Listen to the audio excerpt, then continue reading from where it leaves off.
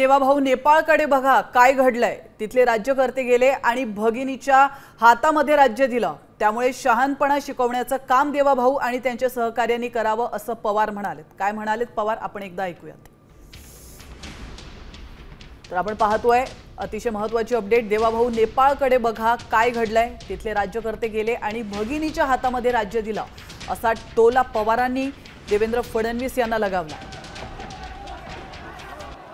देवाभाऊंना माझी विनंती आहे, आजूबाजूला बघा हिंदुस्थानच्या काय घडतंय ते।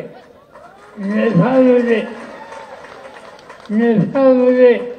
गेल्या 8 दिवसात काय घडले। राज्यकर्ते गेले, एक भगिनी आली, तिच्या हातात राज्य दिले गेले। आणखी काय झालं मी त्याच्या खोलात जाऊ इच्छित नाही।